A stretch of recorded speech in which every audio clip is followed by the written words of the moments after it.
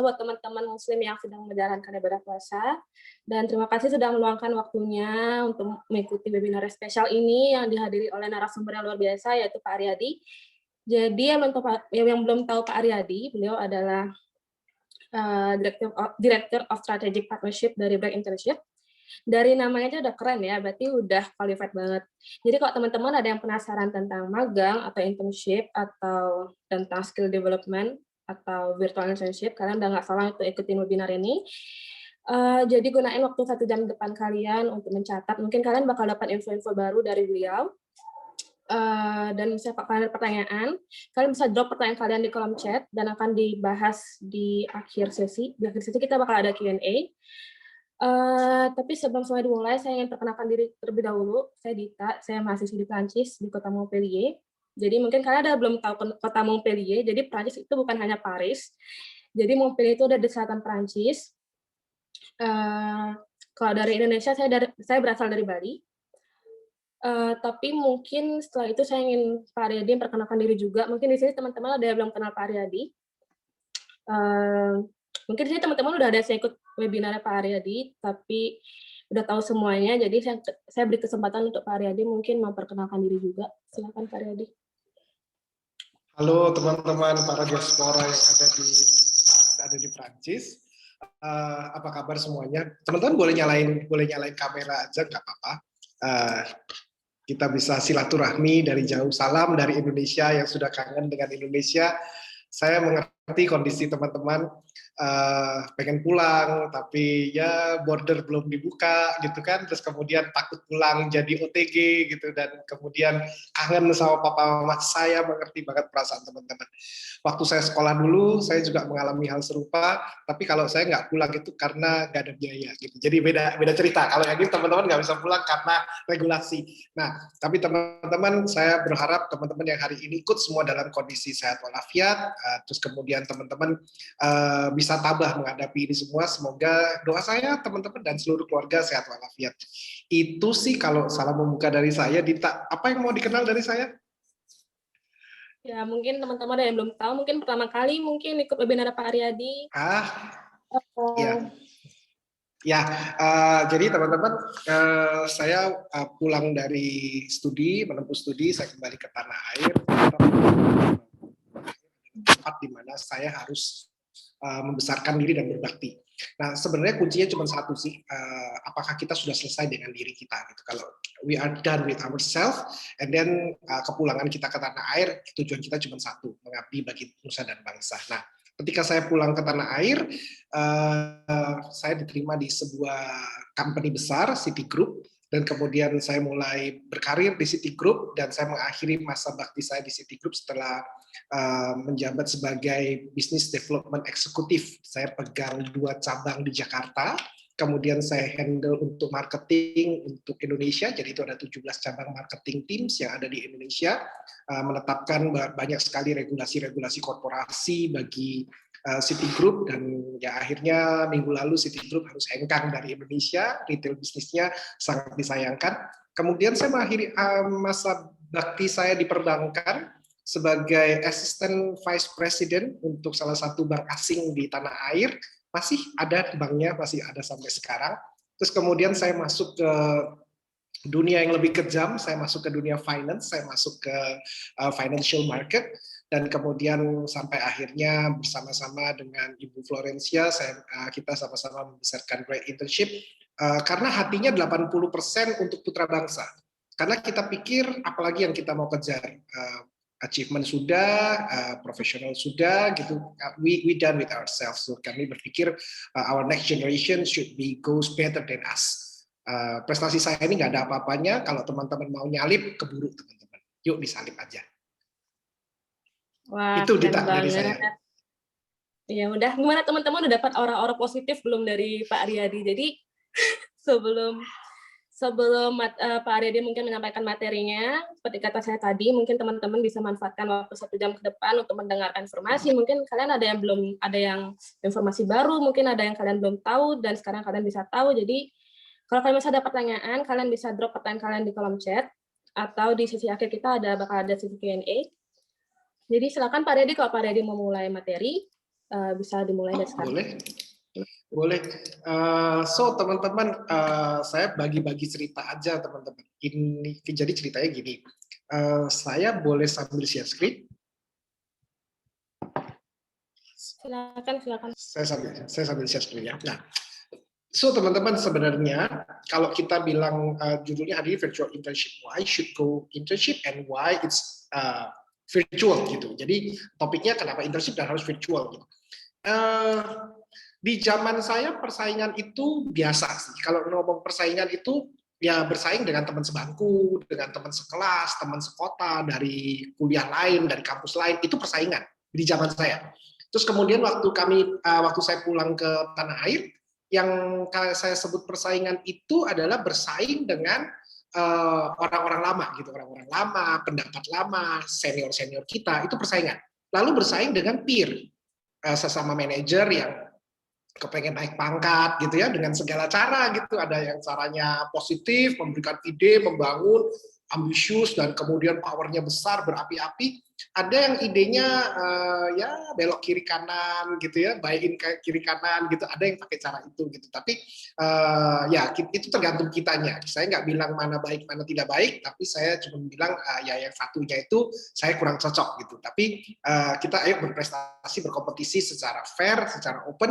Nah itu saya lebih happy. But ya itu persaingan gitu. Jadi kalaupun kita kalah sama orang yang kayak begitu pun ya berarti kita kurang cerdas gitu kan, sampai bisa dikalahin sama orang yang seperti itu gitu. Nah itu persaingan.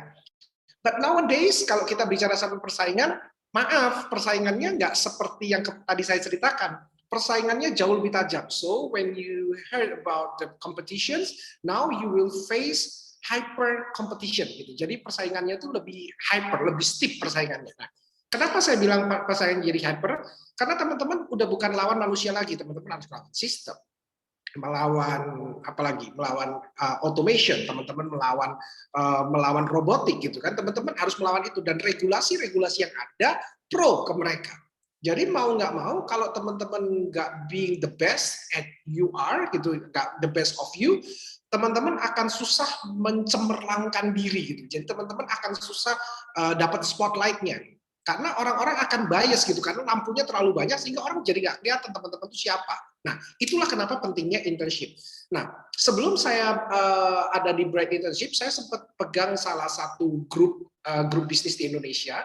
Di bawah kita ada 19 PT. Nah, di PT-PT itu kan tentu saja HR-nya beragam ya, butuhnya banyak, ada macam-macam, ada production, kemudian ada marketing, ada procurement, ada macam-macam. Nah, mereka yang butuh ini, HR-nya ini kan biasa, HR ini dianggap orang sakti yang bisa simsalabim datengin orang yang dibutuhkan oleh company gitu kan, intinya gitu. Terus kemudian kalau orang itu bermasalah, nah HR yang salah. Kalau HR pecat orang, financial bakal marah-marah. Kok kamu hire harga mahal, kita udah gaji dia 6 bulan, bukannya diperbaiki, kok malah dipecat gitu kan. Sekarang dia malah kerja buat kompetitor. Jadi HR itu serba salah. Nah, which is HR itu sudah berusaha sebaik mungkin untuk mempertahankan dan meng-keep orang-orang kunci. Intinya di situ. Nah, perbedaan pendapat ini terjadi di sini. Di satu sisi ketika kita ngomong HR itu susah cari talent yang benar, anak-anak kuliah selalu bilang gini, susah cari kerja. Nah, ini siapa yang salah? Apakah benar-benar tidak bisa cari kerja, atau pekerjaannya tidak ada, atau HR-nya tidak mampu menemukan talent yang tepat? Jembatannya nggak pernah ketemu. Nah, akhirnya kita buka internship. Waktu awal-awal internship, ya internship itu harusnya ada di lokasi ya. Jadi waktu kita bicara masalah internship itu jadi barang susah. Kenapa? Karena orang-orang produksi nggak mau buka ilmu. Orang-orang merahasiakan ilmu di pabriknya. Kenapa? Nanti setelah internship dia malah kerja buat kompetitor. Not nice, gitu kan? Nanti internship kita trainingnya bagus, orang training di tempat kita tapi kerja buat kompetitor kita. Not nice, gitu. Jadi internship merupakan salah satu challenge terbesar untuk menyadarkan bagi mereka betapa pentingnya internship. Nah, internship itu kalau di mata mahasiswa, cuma buat cari nilai. Benar, buat cari nilai. Atau teman-teman punya agenda lain, cari data buat bikin skripsi, tesis, and so on. Atau teman-teman mau cari pengalaman, cari kolega, cari opportunity, cari modal buat usaha sendiri. Sebenarnya kita melihat bahwa bekerja di dunia profesional itu motifnya banyak. Nah, saya nggak akan perpanjang di sana. Saya akan coba ajak teman-teman untuk melihat internship and career track. Kita mesti ngelihat bahwa internship ini ada karir trendnya. Kenapa kok internship ini dianggap sebagai curi startnya orang-orang yang mau berkarir, orang-orang yang mau menapaki jenjang karir path, teman-teman, ditentukan dari internship teman-teman. Sehingga internship itu menjadi salah satu topik yang kalau buat teman-teman dulu kan ya asal dapat company. Sekarang enggak, internship itu benar-benar dipilih company apa yang teman-teman mau masuk, internship itu dipikirkan baik-baik, pekerjaan model apa yang teman-teman mau pelajari, di departemen apa, nature of job-nya seperti apa, nature of business-nya seperti apa, dan teman-teman mulai menyesuaikan job fit-nya, nature fit-nya, culture fit-nya, itu semua sekarang dibahas. Nah, jadi internship ini udah seperti miniaturnya cari kerja beneran. Pacaran itu lebih mirip mencoba-coba orang yang kita suka ini kita jadiin gimana kalau dia jadi istri saya, gimana kalau dia jadi suami saya. Jadi keburukannya di-accept dan dipelajari, dievaluasi. Dan setelah di-research, dievaluasi, teman-teman ini masih berupa hipotesa, teman-teman berhak untuk kembali ke dunia kampus, dan kemudian teman-teman masih bisa untuk bekerja yang sesungguhnya. Tapi ketika teman-teman harus bekerja dengan sesungguhnya, teman-teman punya gambaran yang clear, punya dapat projection, dapat miniaturnya, dapat testernya. Oh, kerja tuh kayak gini toh. Nah, tentu pada saat teman-teman kerja, kalau teman-teman melanjutin di tempat kerja yang lama, di tempat internship-nya, well good. Artinya teman-teman menikah dengan pacar teman-teman. Tapi kalau teman-teman harus putus dan menikah dengan orang lain, and at least you understand, woman itu harus diapakan. And then you understand, man itu butuh apa. Dan kemudian you become the professional husband and professional wife gitu kan. Jadi yang teman-teman lakukan ini benar-benar on standard, on pitch gitu kan. Kesalahan-kesalahan itu adalah evaluasi besarnya. Dan sebenarnya karir tren itu adalah sebuah istilah yang kita pakai. Karir itu nggak ada trennya, sebenarnya karir is karir. Tapi karir tren ini adalah sebuah istilah yang diciptakan oleh HR karena millennials ini unik. Millennials ini punya pemikiran yang hampir boleh dibilang totally new. Beda sama generation X, generation Y, apalagi kalau baby boomers. But lucunya teman-teman ini bekerja di perusahaan yang di-create oleh baby boomers. Pendiri perusahaannya ini perusahaan didirikan sejak tahun 50, tahun 60, tahun 70. And then you work there. Perusahaannya sudah usianya 50 tahun, 60 tahun. And then you work there. Tapi teman-teman ini adalah angkatan millennials. Seseorang yang hidupnya dengan gadget, seseorang yang punya pemikiran terbuka, seseorang yang berbeda dari pola pikir, pola asuh, pola tingkah lakunya, teman-teman totally different. Nah, so HR mengalami sebuah challenge bagaimana mengakomodir sebuah generasi dan nature fit dari sebuah korporasi. Nah, nemuinnya ini nggak gampang. Nah, akhirnya ketemu cara paling gampang. Paling gampang itu dites. Masukin mereka ke dalam pekerjaan, lalu kita tes mereka tahan nggak di pekerjaan ini, happy nggak di pekerjaan ini, gitu kan? Nah, ketika mereka mulai masuk dan mulai ketahuan happy dan tidak happy-nya, maka disitulah internship itu lagi jalan sebetulnya. Jadi internship itu saving time untuk probation. Internship itu adalah new trend and new way of the interview. Kalau udah pernah kerja, interviewnya udah nggak pakai lama-lama. Cocok apa nggak cocok, oke apa nggak oke, kasih beban lebih atau dikurangi, taruh di departemen mana dia paling cocok, karena udah lihat, gitu. Nah, sekarang kalau mau ditanya, yang paling tren paling baru sekarang apa? Work from home. Wait, sebentar. Work from home ini tidak pernah ada di agenda perusahaan-perusahaan tua. Citigroup tempat saya pernah mengabdi dulu itu usianya 200 years. 200 tahun dia beroperasi sebagai banking terbesar, salah satu institusi terhormat di muka bumi, ternyata dia tidak siap menghadapi yang namanya work from home. Yang namanya assessment, anti-money laundering, acquisition, ternyata nggak bisa work from home. Beberapa perusahaan-perusahaan maskapai tutup. Perusahaan yang sudah buka dari sejak tahun 1930, tutup begitu saja. Why? Karena mereka nggak pernah terima yang namanya work from home. Yang namanya tambang bisa bangkrut karena mereka nggak pernah bisa setting tambang work from home. Jadi teman-teman ada banyak pekerjaan yang sebenarnya kena disrupt. Kalau teman-teman sekarang lagi dengar tren, oh ya pekerjaan yang namanya banker itu hilang. Kenapa? Karena semua mobile banking pakai iPhone, pakai telepon, pakai handphone. Jadi hilang. No. the touch untuk melayani orang, menjelaskan satu persatu itu nggak hilang sebenarnya. Tapi mereka dibiasakan untuk online. Pada saat mereka trend settingnya digeser saja gayanya, yang kolaps banyak. Nah, jadi internship kalau model-model work from home gimana? Ada namanya virtual internship. Once again, teman-teman hanya perusahaan yang bisa adapt, perusahaan yang mau adjust dirinya. Itulah perusahaan-perusahaan yang bisa hidup pada saat revolusi. Nah, ketika kita berevolusi dari tadinya yang kita berangkatin orang ke luar negeri, bright internship, kirim ratusan mahasiswa Indo ke luar negeri, masukin mahasiswa dari asing ke Indonesia. Nah, sekarang kita mulai bikin yang namanya work from home. Kita mulai ikutin gaya work from home, kita mulai ikutin yang namanya virtual internship. Nah, jadi virtual internship apa dong? Kan kalau orang yang nggak datang di kantor, gimana cara penilaiannya? Yes, we have project-based work. Memang jamnya beda. Teman-teman bisa bekerja di sebuah perusahaan yang ada di Finland, teman-teman stay di Paris, dan kemudian teman-teman ada di Montpellier, terus kemudian teman-teman bisa kerja untuk sebuah perusahaan yang ada di Sweden atau di Finland. Gimana caranya? Ya, satu-satunya cara ya juga harus project based. Jadi project yang diterima, diukur, dan dari situlah teman-teman mendapatkan compensation, apapun bentuk compensationnya. Jadi yang disebut dengan virtual internship adalah sebuah agenda kegiatan internship berdasarkan project based gitu. Pekerjaan teman-teman akan dievaluasi berdasarkan project based. Nah, jadi apa tuh virtual internship? Dan kenapa kok kita mesti internship? Satu, kalau kita nggak internship, resikonya apa? Kalau kita ke internship, untungnya apa? Ada teman-teman yang mau bantu jawab? Buka kamera nggak apa-apa. Untungnya apa? Ruginya apa kalau nggak internship? Boleh, silakan. Resen aja, resen, terus kemudian langsung jawab. Ada yang bisa jawab, ada yang pengen jawab, bisa hidupin mikrofonnya. Ya, kita lagi mau cari informasi teman-teman. Apa menurut teman-teman? Why internship so important? And kalau nggak ikut emang kenapa? Gitu, apa gitu kira-kira? Ya, kalau nggak ikut gitu bisa ketinggalan ya beberapa teman-teman mungkin bakalan punya pengalaman lebih lanjut dibandingkan kita nanti waktu kita masuk ke dunia kerjanya.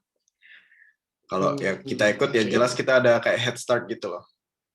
Sudah tahu bagaimana prosesnya. Jadi apa namanya adaptasi lebih mudah dan lebih cepat gitu loh. Yes, Farel. Early start dan kemudian faster adaptation ya. Good. Oke, good ya, betul. Answer. Ya. Ada lagi? Ada lagi teman-teman, saya butuh beberapa pendapat dari teman-teman. Mungkin saja slide saya sudah terlalu kuno gitu. Maksudnya pendapat saya mungkin perlu di-revise. Networking, Kak. Butuh untuk networking, correct. Networking. Apalagi kalau internship-nya internasional, networking-nya jadi internasional. Keren ini jawabannya. Ada lagi? Bisa mempraktikkan ilmu-ilmu yang dipelajari di kampus, Pak. Exposure to your capability. Your capacity and capability. Oke, ada lagi? Makin menarik, jawabannya makin tajam-tajam. Oke, ada lagi? Bisa belajar kayak bagaimana sebuah perusahaan berfungsi. Learning outcome review, learning outcome, how companies work. Oke, asal bukan company spy, how company works. Nah, pertanyaan berikutnya adalah kalau misalkan saya nggak ikut, ruginya apa?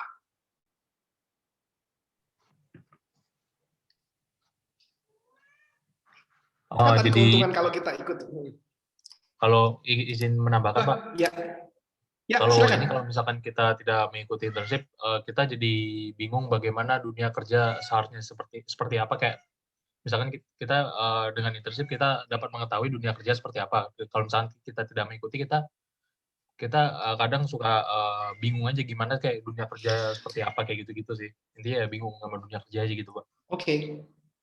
Oke, no clue of professional world. Menarik. Ada lagi yang bisa tambahkan kalau kita nggak ikut, ruginya apa? Malu Kak di LinkedIn-nya Kak. Hah? Malu di LinkedIn-nya. Ya. LinkedIn-nya kosong. Oke. Ada lagi yang lain? Ini menarik sih, LinkedIn-nya kosong. Ini ya, that's correct sih. Sebenarnya kita sekarang HR lagi mulai bongkar-bongkar LinkedIn-nya teman-teman sih. Kita cari orang dari sana, terus lihat circle 2-nya, kita lihat circle 3-nya, itu kita lagi perhatiin itu. Oke, lainnya? Dan kayaknya Bright Internship punya training LinkedIn deh. Oke, lainnya? Ya, Eka. Mungkin akan rugi diri sendiri, Kak. Dunia kampus sama dunia pekerjaan itu berbeda. Dunia ilmu di dunia kampus itu berbanding terbalik 90% dari dunia pekerjaan. Kalau dunia internship mungkin kita lebih percaya diri dan lebih bertanggung jawab atas pekerjaan kita nanti ke depannya. Seperti itu sih, Kak. Ya. Ini menarik, Kak, jawabanmu menarik. Oke, sampai sini ya, saya ceritain dikit. Oke, saya setuju dengan jawaban Farel. Early start, faster adaptation, di mana teman-teman kagetnya nggak terlalu kaget. Ini sama dengan jawabannya Eka yang dibilang, soalnya di kampus itu ilmunya 90% terbalik. Ya, kalau di kampus itu posisi menentukan prestasi. Kalau kita duduk di sebelah teman yang pinter, katanya enggak. Tapi katanya gitu sih, katanya orang-orang posisi menentukan prestasi. Tapi kalau di dunia kerja, prestasi menentukan posisi, gitu kan? Jadi itu memang benar sih. Kalau itu terbaliknya, kalau dalam term itu benar. Nah, terus kemudian kalau dibilang faster adaptation, yes. Kenapa nggak volunteer? Kan kalau volunteer nggak usah internship, gitu kan? Nah, question-nya adalah ketika teman-teman internship, teman-teman itu mendapatkan sebuah tester. Teman-teman mencicipi dunia kerja profesional itu seperti apa.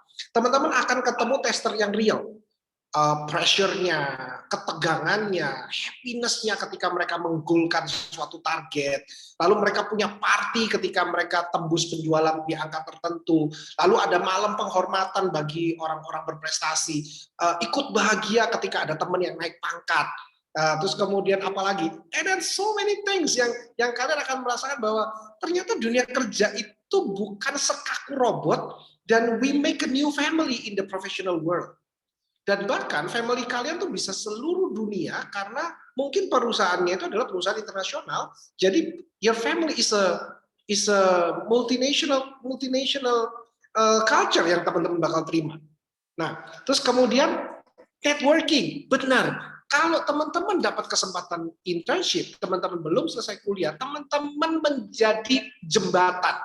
Teman-teman ini jadi Bifrostnya antara Midgard sama Asgard gitu. Jadi teman-teman bisa melihat dunia yang akan datang dengan dunia yang saat ini teman-teman hidupi, dan teman-teman bisa panggil jembatannya gitu. Teman-teman bisa dapat Bifrostnya gitu.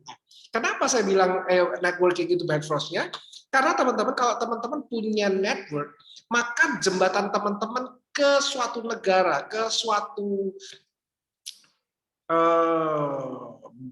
economical background gitu, misalkan teman-teman melihat di Jepang itu banyak barang-barang lucu yang kawaii gitu kan. Nah, barang-barang yang lucu-lucu itu harganya mahal nggak? Ternyata Jepang itu punya politik dumping. Kalau barang dijual di luar negeri itu lebih murah. Lalu lebih murah mana dengan made in China? Nah, kalau teman-teman punya teman-teman dengan background seperti itu, can you see the opportunity to go with? Maka teman-teman di Prancis bisa dapat apa? Gimana cara barang itu masuk? And then you see something else. Nah, teman-teman juga bisa melihat bagaimana teman-teman dari Eropa Timur kalau mereka coding. Cara mereka coding, cara mereka bikin program berbeda banget dengan teman-teman yang hidup di Kanada. Berbeda sekali dengan teman-teman yang memprogram dengan basis pemikiran gaya Chinese, dengan Korea. Maka teman-teman bisa lihat nih, coding mereka ini beda banget dari sisi desain, dari engine-nya, itu beda banget. Nah, kebayangkan kalau teman-teman bisa punya pengetahuan coding gaya Rusia, coding gaya Kroasia, coding gaya Polandia, coding gaya Korea, itu bedanya ada di mana dan you see, it's like kayak enrichment yang luar biasa. Exposure to your capacity and capacity. Jadi kita tahu, kalau bisa tunjukin kita tuh apa yang kalau kita udah pelajari di dalam kampus ini kita bisa tunjukin. Yes, itu showcasing your capacity, itu correct banget. Kenapa? Itu menentukan teman-teman itu, anak ini ternyata bisa punya sesuatu yang selama ini company butuhkan, tapi company nggak punya orangnya. Atau the idea never come up in the company. Jadi bisa kebayang ketika teman-teman showing up one skill, dan teman-teman yang ada di company bisa bengong-bengong dengan bilang, kita nggak pernah punya ide seperti itu. Kita pernah punya ide kayak gitu, kayaknya mandek deh idenya. Nah, ini ada yang bisa kerjain. And then can you see that is a new program and a new project, it's opportunity. Nah, teman-teman, sekaligus saya juga menjawab bahwa internship itu adalah working simulation trial, kalau saya boleh bisa. Kenapa teman-teman bisa dapat terjun di dunia magang, dapat dunia kerja di waktu yang tertentu. Jadi teman-teman tahu, kalau saya dikasih waktu 6 months working on this project, and then apa yang bisa menjadi solusi buat company ini. Jadi yang namanya magang, internship, itu bukan cuma sekedar what we can learn from the company, what we can take from the corporate, tapi juga what we can bring to the corporate, what is the contribution that we can give to the corporate. Itu juga. Jadi sebenarnya ini simulation, selain simulation trial, teman-teman belajar seperti jawabannya Farel tadi, terus kemudian teman-teman jadi tahu bidang ini sebenarnya saya mau nggak, kelihatannya keren, tapi this is not what I want. Jadi teman-teman bisa tahu kalau nanti saya kerja, saya nggak mau bidang ini, gitu. Itu juga sebuah cara gitu. 6 months di tempat ini, saya berusaha adjust, I put my heart on it, I pull my vision on it, tapi saya nggak klik gitu, saya nggak dapetin spiritnya, saya nggak dapetin auranya, saya nggak dapetin sense-nya. And then teman-teman tahu kalau next time teman-teman ditawarin pekerjaan itu, and then you know what to do. Itu keuntungan dari magang. Kan mendingan kan 6 bulan salah tempat daripada nanti waktu berkarir teman-teman jadi pindah-pindah karir jadi kutu loncat. Kapan naik pangkatnya, kapan mimpin company-nya kalau kutu loncat, gitu kan? Nah, yang kedua, teman-teman tadi bilang skill practice. Nah, teman-teman kalau bicara masalah skill practice, yes, teman-teman mulai menerapkan apa yang teman-teman punya di kampus, ilmu yang teman-teman punya, bisa nggak diterapin? Saya balik ke pertanyaan Eka. Ya mendarat di bumi Pak, karena kampus dengan korporat 90% nggak sama Pak, agree. Tapi disinilah skill praktisnya teman-teman. Bagaimana teman-teman memecahkan masalah yang tidak sama. Masalahnya ada di kampus, ilmunya, atau masalahnya di korporat yang tidak bisa menerima teori kampus. And then, hanya satu orang yang bisa pecahkan itu, anak intern. Why? Karena dia masih dekat sama teori. Kalau udah jadi anak profesional, kalau sudah jadi manajer, susah nginget teorinya. Dia nggak tahu kenapa ini berjalan, karena dia udah lakukan ini berbulan-bulan, bertahun-tahun, dia ulangi lagi, seolah-olah menjadi custom, habit, dan culture. Nah, begitu ada anak intern baru masuk, dan dia, kok gini Pak cara kerjanya? Nah, siapa yang berani ngomong kok gini cara kerjanya? Kalau saya sudah 5 tahun di sebuah banking, saya pikir ini cara kerja yang benar. Saya berasumsi bahwa pekerjaan saya ini tidak salah. Tapi sampai satu anak intern saya bilang, kok gini sih Pak? Kan mendingan diginiin. Terus kemudian saya bilang, bener juga sih, kenapa nggak ada yang mikir gitu ya? Gitu. Itu happen.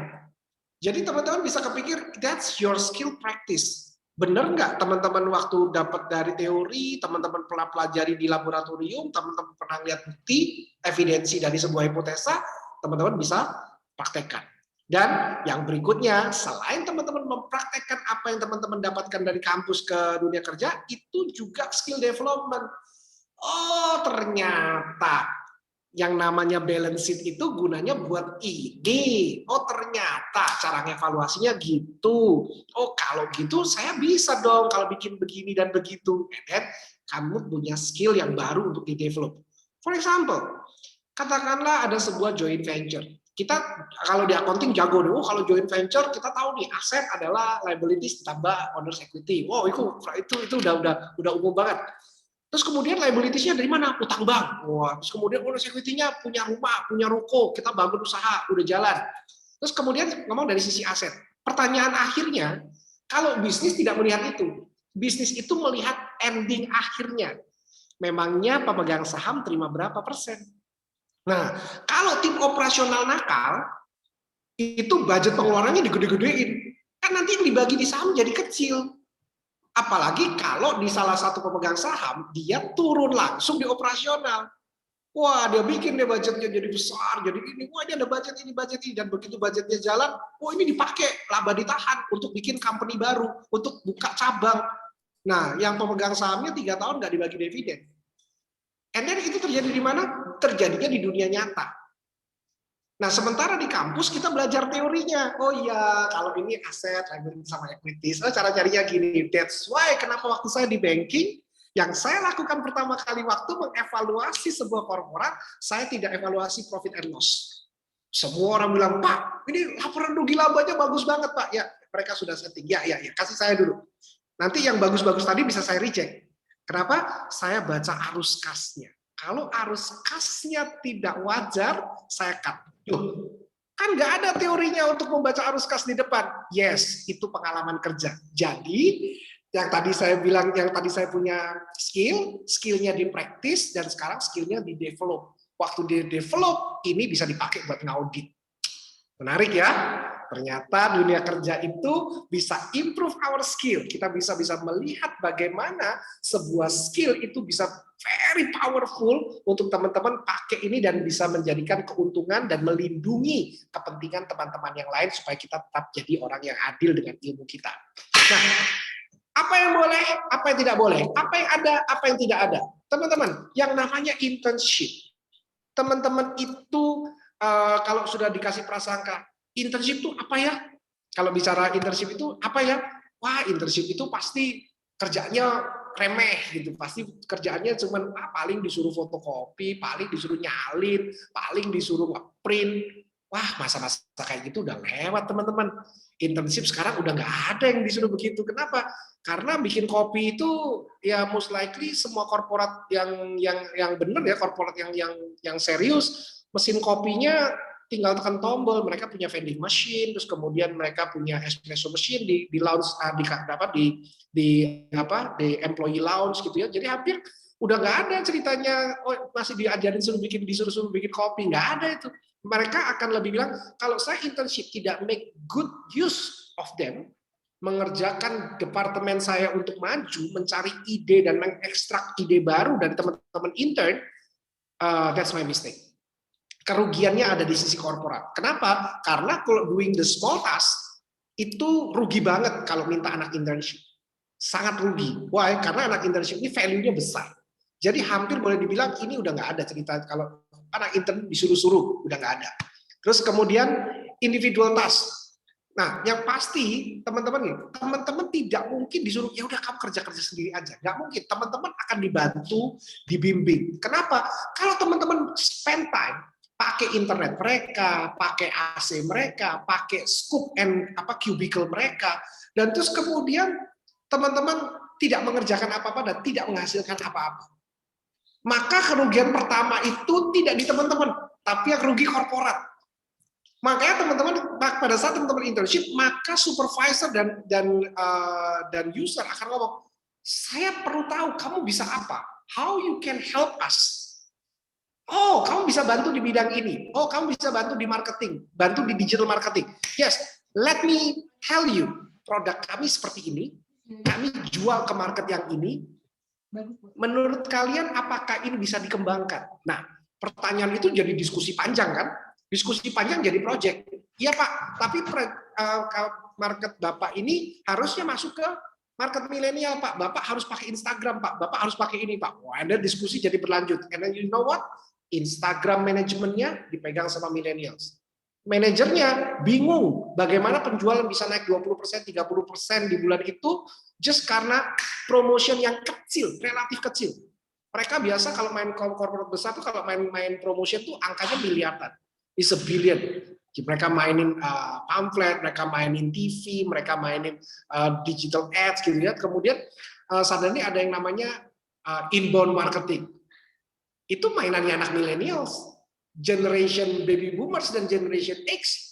even nggak kepikir, mereka masih aja mau beriklan di koran, mereka masih ketemu di radio, dan ini yang menyebabkan kenapa anak muda mereka pikir adalah sebuah jalan keluar dan solusi untuk menghadapi perubahan market yang terlalu ekstrim dan disruption yang terjadi di industri 4.0. Well, kalau mereka nggak bimbing kalian untuk doing the project, ya it's their bad. Mereka yang rugi. So definitely kalau yang namanya internship itu definitely kalian akan dipandu, akan dibimbing habis-habisan. Yang menarik lagi, increasing possibility to get a job. Teman-teman, setelah 6 bulan bersama, kemudian teman-teman share the idea, duduk bareng, mulailah yang namanya cinlok lah, yang namanya ya cinlok itu terjadilah. Kalau nggak ada nih anak, kerjaan saya jadi apa? Bagaimana yang mengerjakan ini selanjutnya siapa? And siapa yang akan saya assign untuk pekerjaan ini? Kan dia yang tahu. Itu kan yang terjadi kan? Company sekarang lebih percaya sama intern yang pernah kerja sama mereka. Apalagi kalau kerjanya bagus. Daripada harus cari fresh graduate, setumpuk CV lagi dievaluasi. Well, saya nggak tahu kerjanya bakal gimana. Attitude-nya, kedekatannya, chemistry-nya, understanding-nya, kemampuan berpikirnya, analytical thinking-nya. So, bisa saja pada saat itu mereka bilang, well, I like this guy. Okay, let's propose him. Kalau gitu, nanti kalau lulus kerja sama kita ya, and the department is yours. Apa yang kamu kerjakan sekarang, kita bikin jadi departemen, and it's yours. Itu happening di mana-mana. Why? Karena mereka tahu bahwa ternyata anak intern bisa memiliki pendekatan baru yang unik, spesifik, yang tidak dimiliki para profesional senior. Nah, pada saat anak intern melakukan itu, mereka bilang, kalau ada dia di departemen kita, beres semua urusan. Nah, itu yang menyebabkan akhirnya teman-teman bisa mendapatkan pekerjaan, ditawarin pekerjaan. Ayo, coba tanya, enak mana, di Uber atau Nguber? Ayo dibuka, ayo ngaku, jangan senyum-senyum terus kameranya dimatiin, ayo ngaku. Enak mana, Nguber atau di Uber? Di Uber. Di Uber? Iyalah enak di Uber lah. Teman-teman masukin CV nguber-nguber company, Pak, kapan saya dipanggil, Pak, kapan saya diinterview, Pak, nguber-nguber. Ini company yang nguber. Mau nggak kerja sama saya? Enak nggak?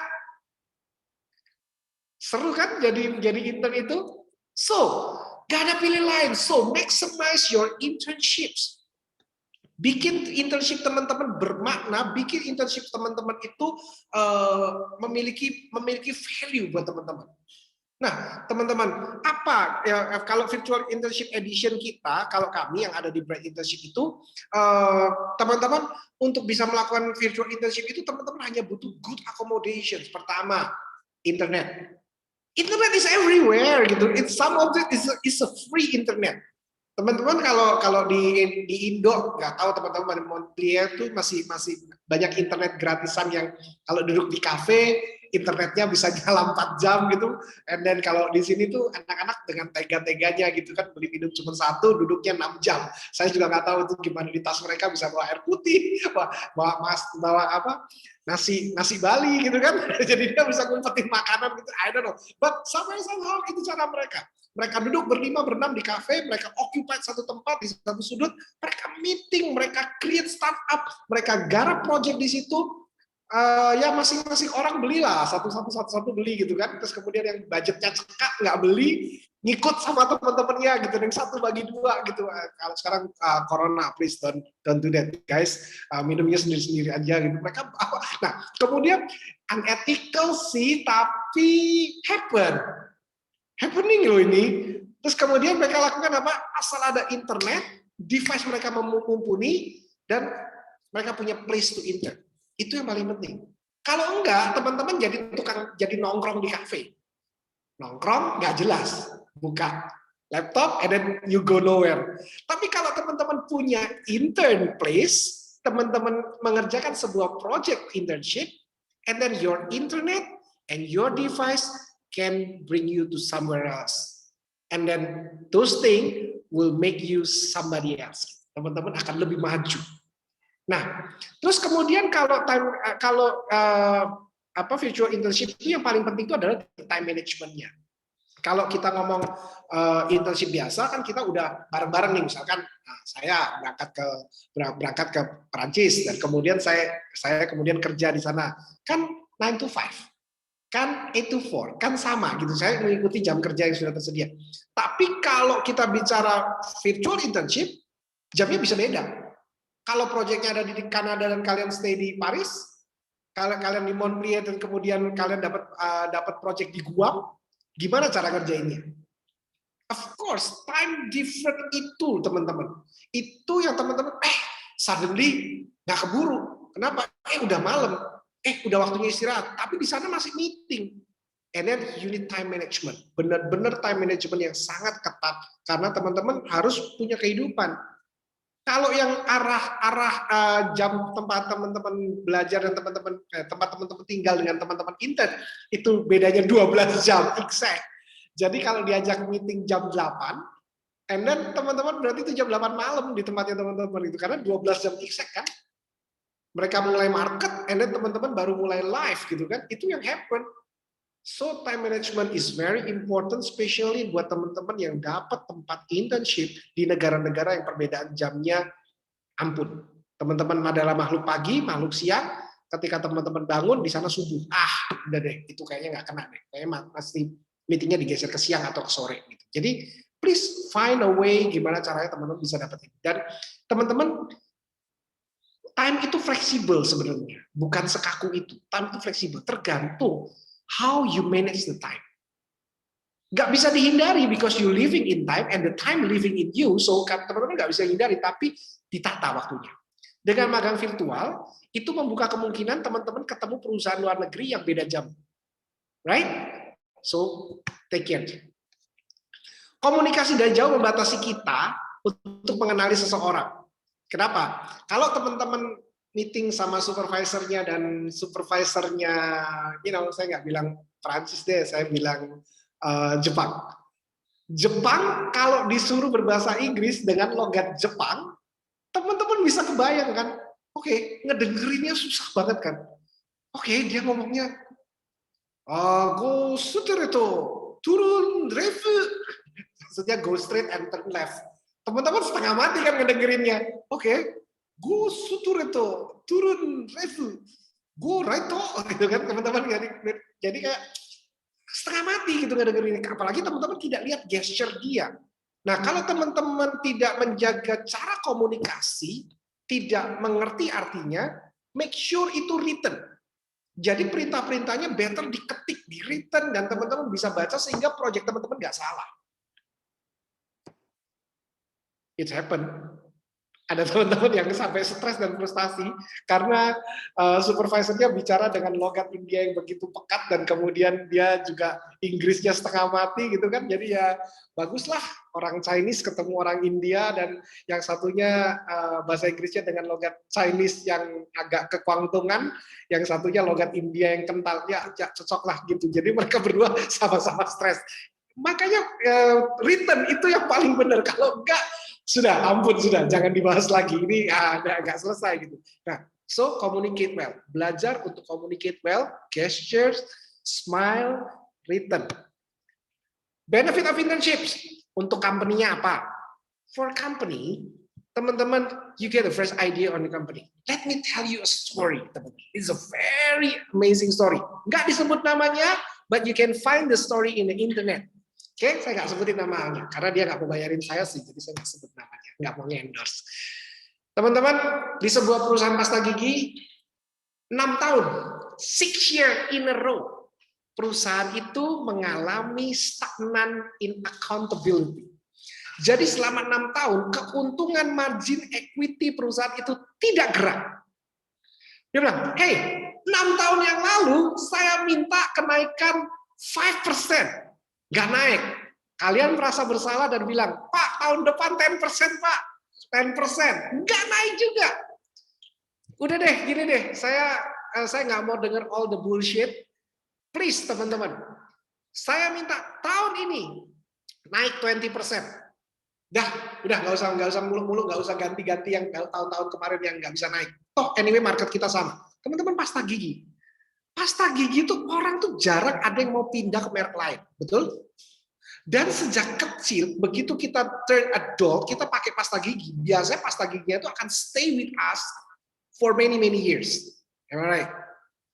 Nggak cocok kan pasta gigi diganti-ganti, nggak cocok kan, kecuali kita terus tiba-tiba ada gum bleeding, terus kemudian ada sakit tertentu, dan kemudian dokter kasih pasta gigi lain, baru kita ganti. Kalau nggak, kita nggak ganti. Kita familiar dengan taste itu. Dan kalau kita beli satu cup, ya harus selesai. Kalau selesainya 3 bulan, ya 3 bulan. Kan kalau pasta gigi, kalau kalian yang tinggal sendirian ya, perhatiin, kalau kalian tinggal sendirian, beli pasta gigi, tahannya 4 bulan. Kalau beli pasta gigi lagi, tahannya juga 4 bulan. Nggak mungkin bulan yang pasta gigi pertama 4 bulan, pasta gigi kedua 3 bulan, pasta gigi ketiganya 2 bulan, nggak mungkin. Pasti kalau 4 bulan, 4 bulan, 4 bulan, 4 bulan. Jadi setahun belinya 3 pasta gigi, belinya 4 pasta gigi. Itu most likely. Right? Nah, kemudian perusahaan pasta gigi dengan tren market seperti itu disuruh naikin 20%. Gimana caranya? Dan anak intern ini cuma meeting gini, it's easy Pak, 20% kan Pak? Ya Pak. Boleh saya bicara dengan tim R&D and product? And then kemudian dia bilang katanya, boleh. Bicaralah mereka dengan tim tim produk. Nah, ketika dia bicara dengan tim produk, ini yang menarik. Dia bilang, Pak, tolong dong cup pasta giginya dibesarin 20%. Lingkar diameternya besarin 20%. Nah, kita kebiasaan ngambil pasta gigi kan ya satu kali gitu kan. Jadi kebiasaannya itu, tapi lingkarannya, volumenya kemakan 20% lebih besar. And guess what? Tanpa disadari, yang 4 bulan jadi 3,5 bulan beli. Dan orang nggak berasa, karena selisih cuma 2-3 minggu beli itu nggak terasa. You guess what? Perusahaan ini benar-benar membukukan laba 20% di tahun itu. Dan maaf, bukan orang-orang yang sudah mengabdi belasan tahun di perusahaan itu. Anak intern yang kasih ide. Kalau bisa kebayang ini dari anak yang kemarin. Serius ini dapatnya dari anak intern? Yes, it is. Story ini kayak, oke, seheboh itu loh intern di sebuah industri. Yang kedua, teman-teman, adalah temporary site helper untuk korporat. Kenapa? Pekerjaan-pekerjaan yang sifatnya monoton dan panjang, yang tidak membutuhkan analisa tajam, tidak membutuhkan analisis. Teman-teman akan bilang, oke, kamu tolong kerjakan ini, rapikan ini, buat seperti ini, dan presentasikan ke saya balik. Kemudian, kalaupun ada analisanya pendek-pendek. Nah, sementara kita akhirnya punya waktu untuk make use on the supervisor kalian, manager kalian, untuk bisa mikirin perusahaan ini dalam skala yang jauh lebih besar. Mereka kita bisa tarik ke atas untuk mikirin sesuatu yang sifatnya lebih manajerial atau strategikal. Nah, kenapa? Karena eksekutifnya sudah ada. Nah, orang-orang seperti ini benar-benar sangat berguna. Kenapa? Karena sesuatu yang harus dikerjakan time consuming itu dikerjakan sama anak intern. Pak, biar saya apa yang kerjakan, Pak? Anak muda lebih cepat, Pak, kerjanya, Pak. Lebih rapi, lebih bagus, laporannya juga lebih cantik, bisa di Canva, bisa diapain gitu kan, foto-fotonya bisa diedit. Bapak bikin laporannya lama banget sih gitu kan. Nah, Bapak mendingan mikir aja, Pak. Bapak sana, Pak, kumpul sama manajer lain mikir. And then suddenly departemen itu berkembang. Temporary site helper yang tidak pernah kepikir bahwa mereka benar-benar berguna dalam hidupnya perusahaan ini. Bukan hidupnya si supervisor loh, hidupnya perusahaan. Jadi peran serta anak intern di perusahaan itu very big. Saya dulu di banking juga punya anak intern, tapi kami namanya dia MT, Management Trainee. Kami puter-puter. Nah, dan satu anak intern itu kita kontrak 6 months. Kalau dia break the contract for the 6 months, biasanya kami kena denda. Kita denda mereka. Tapi dalam 6 months itu kita akan ketemu kandidat bagus. Jadi kalau mereka lulus, langsung kita hire. Itu saya lakukan itu. Then it's the future employee hiring istilah kita. Nah, itu keuntungan buat company. Buat internnya, keuntungannya apa? Coba, ini udah ngomong untung rugi aja nih. Yang pasti, tadi jawabannya siapa yang bilang malu sama LinkedIn-nya? Kalau LinkedIn-nya kosong, siapa tadi yang jawab? Saya, Pak. Vanessa. Exactly. Experience CV. HR, pegang resume setumpuk, yang dilihat paling pertama, Pak. Lulusan perusahaan, oke, lulusan reputable university, bla bla bla bla bla. Tak, ada internship. Nama kotanya Hong Kong, Shanghai, Milan, Paris. Aduh. Itu CV tiba-tiba jadi berat banget. CV yang tadi cuma dilirik hanya 5-6 detik. Tiba-tiba bisa dari tangan dia 5-6 menit dan dia mulai pikirkan, saya mesti tanya apa sebenarnya. Mulai Hong Kongnya dilingkari, mulai Milannya dilingkari, Parisnya dilingkari. Kemudian dia mulai tarik urutannya tahun berapa ini. Sekarang dia lahir tahun berapa. Dia mulai nganalisa resumenya. Dia bilang, panggil anak ini. Bobotnya tuh segitunya. Make you have sudden highlight.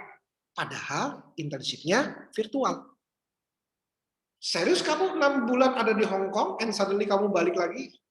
Dan ini kenapa bisa terjadi? Kenapa pada saat kamu intern ini kamu masih ada di kuliah kamu loh? Ini kan kamu belum graduate. And then kenapa bisa ada 2 negara ini nyempil di CV kamu? Can you tell me the story?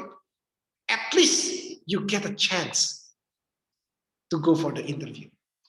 Sementara yang lainnya masih tumpuk CV. Frankly speaking, saya harus ngomong jujur ke teman-teman. Saya tidak bermaksud mengecilkan hati teman-teman. But let me tell you, even your GPA, are you using, gak tahu Dita, teman-teman di Montpellier pakai GPA atau pakai apa? Di sana satuan IP atau GPA? Pakai 10/20 sih, bukan itu. Oh, pakai 10/20. Yes. Pakai 10/20. Oke. Teman-teman, begitu teman-teman dapetin itu, the question is, meskipun teman-teman dapetin skor yang the best-nya itu, kalau GPA-nya 4.4 of 4 gitu ya, tapi you only a stack of CV. For sure, it's only a stack of a CV. So, ketika teman-teman punya CV yang tadi begitu dilihat begitu berat, and then you get a chance for the interview, bukan karena your score is high. Trust me, pegang kata-kata saya yang satu ini, skor yang tinggi, yes, itu bagus dan it's a must untuk karir kalian. Tapi pengalaman internship itu yang membuat kalian bisa masuk ke next step. Learning doing experience. Teman-teman bisa lakukan yang tadi diceritain bahwa teman-teman bisa explore your capacity and capability. In the same time, teman-teman pelajari bagaimana they execute the idea. Dan dapat professional attitude. Dapat yang namanya, di sini harus jaga sopan santun, di sini harus ini, harus itu, and then you got that. Dan yang paling penting lagi, wider network.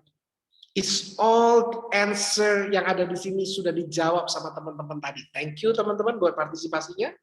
So, sebelum saya mengakhiri cerita tentang internship, find your internships now. Kenapa teman-teman? Kalau teman-teman nggak temukan tempat internship yang benar, maka tempat hari-hari teman-teman buka laptop di cafe itu hanya kongko-kongko dan ngafe. But when you get your internships now, teman-teman akan mengisi hari-harimu dengan sesuatu yang berguna. Di mana teman-teman bisa find the internship place? Pertama, social media. Social media tuh banyak banget tempat internship. Job seeker website, dicari intern, cari intern. Tapi most likely job seeker website itu akan lebih ngomong fresh graduate, dibutuhkan, vacant, lebih arah ke situ. Kalau mau internship yang beneran, supaya company-nya juga jelas dan you are come to the right place with the right job, supaya job fit-nya dapat, culture fit-nya dapat, dan nature fit-nya dapat, you need to find the HR head yang benar-benar understand why you are intern there. Dan harus ada orang yang bisa bawa kalian untuk masuk ke sana. You can use the third party. Third party-nya siapa ya? Kayak Bright Internship ini juga third party. Teman-teman bisa bilang sama Bright Internship, saya tuh sukanya ABCDFG, hobi saya ABCDFG, sekolah saya ABCDFG, terus kemudian passion saya ABCDFG. Nah, saya mau job A or B, gitu kan? Kasih ke kita yang lelang jobnya teman-teman, gitu. Resume teman-teman. So, sebenarnya Bright Internship ini siapa? Bright Internship ini adalah sekelompok orang yang bekerja keras 24 hours, 24/7 untuk membantu adik-adik memiliki global experience dan juga memiliki international exposure. Kenapa saya bilang 24/7? Yes, pengalamannya adalah teman-teman ini kalau telepon kita tuh jam 3 pagi karena di sana siang gitu kan. Terus teman-teman kalau email kita juga jam 4 pagi gitu kan. Ya, teman-teman juga baru pulang kerja dan kami di sini ya sekalian dibangunin buat sholat subuh gitu kan. Jadi ya it's nice juga sih jadi anak intern gitu. Jadi bisa bangunin kita yang di internship. So peran kita dari tahun 2015 we send hundred of the student to get their global experience dan unforgettable internships.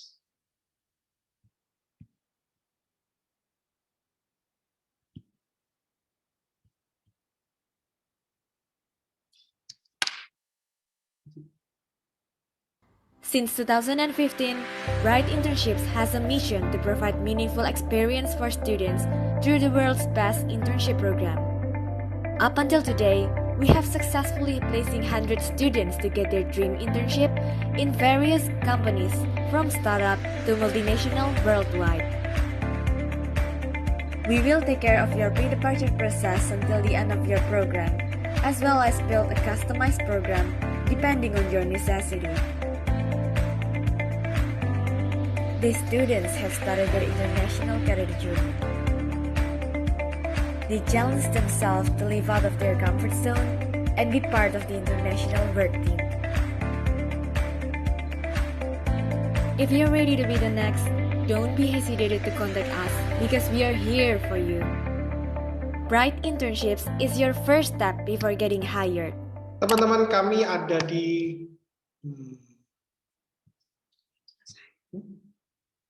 belum bergerak ya, sebentar ya. Yes.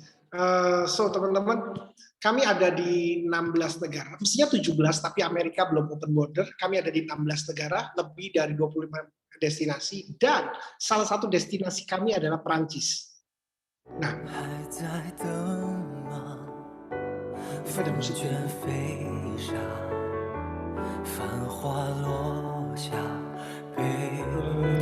Sorry teman-teman, ini ada musik dari mana ya?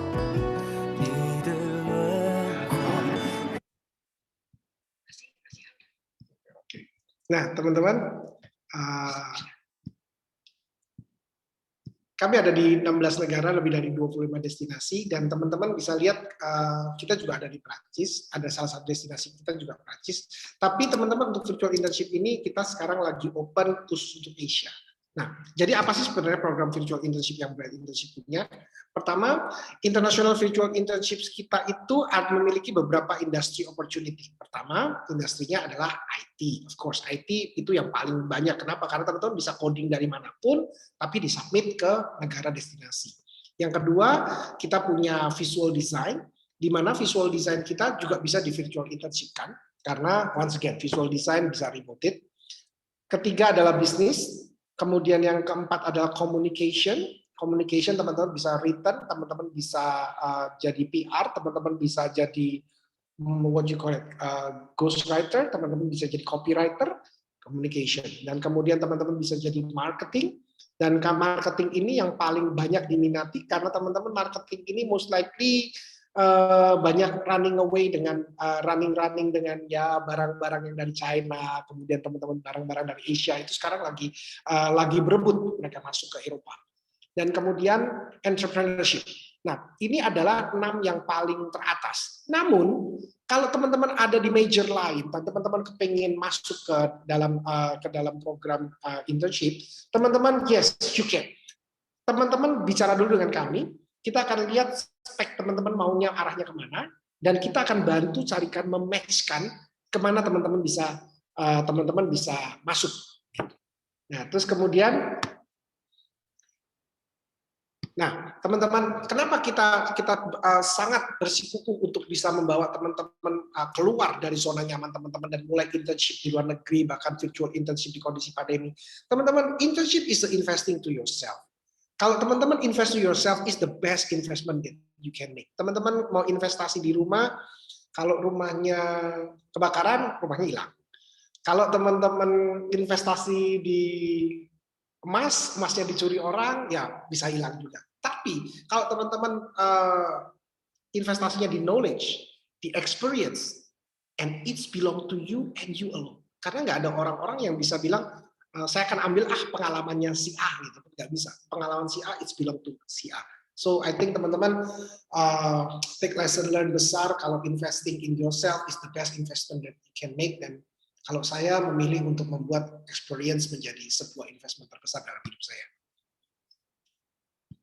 VI investment yang kita tawarkan buat teman-teman adalah ini bisa dikerjakan dalam bentuk grup, project-projectnya bisa dalam bentuk grup. So secara individual teman-teman akan mendapatkan special price in 1300. Of course itu menjadi the best price kita. Instead of 3 student, kalau dikali 3 kan 21, teman-teman bisa dapetin yang 19 million itu yang paling murah sebenarnya. Itu paling best value-nya teman-teman. Nah, Kalau teman-teman bisa bikin dalam satu grup, itu juga available. Nah, tapi kasih tahu kami dulu project apa yang teman-teman mau create dan grupnya isinya siapa. Atau teman-teman diskusi dulu dengan kami akan coba matchkan teman-teman bisa dapat grup dari mana saja. Gitu. Nah, scholarship kita available for 6, 12, and 24 installment juga available.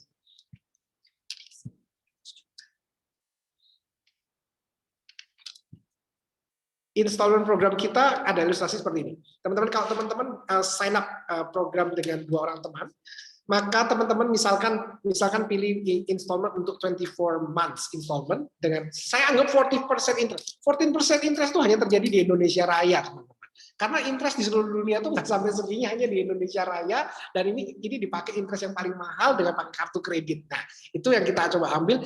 Itu pun setelah kita calculate, angka investmentnya pun tidak besar. Katakanlah kita invest 7 million gitu ya untuk ambil sebuah program for 6 to 12 month gitu. Nah, terus kemudian kita tambahin 14%. Sebenarnya itu selisihnya cuma 900.000 gitu. 900.000 itu kalau kita ngomong ini angka investmentnya dibagi 24 months, maka sebenarnya per month itu kita harus membayar 332, which is kalau dibagi 30 days itu hanya 75 cent. Nah, khusus buat teman-teman yang hari ini mengikuti acara ini, kita punya promo $100 off untuk promosinya. Jadi teman-teman, please come with us, and then kemudian teman-teman bisa klaim. Nah, cara klaimnya kayaknya ada caranya deh. Kalau nggak salah, teman-teman bisa cek sama Dita nanti kita kasih satu pintu ke tempatnya Dita. Kita punya cara klaimnya, harus tunjukin kartu and so on gitu kan ya? Nanti klaim ntar bakal aku kirim linknya di chat untuk klaim sertifikatnya. Itu di akhir sesi. Oke, di akhir sesi. Dan teman-teman untuk klaim yang $100 off-nya itu, teman-teman bisa langsung kontak us di www.brightinternships.com, contact@brightinternships.com, LinkedIn, IG, Instagram, and Facebook kita sama @brightinternships. Dan teman-teman, we are here for you. We only one click away. Buat teman-teman yang ingin memiliki pengalaman global exposure and international experience, yes, we are your official partners. Thank you teman-teman. Itu yang bisa saya share malam hari ini. Silakan saya kembalikan ke Dita. Terima kasih Pak Aryadi materinya.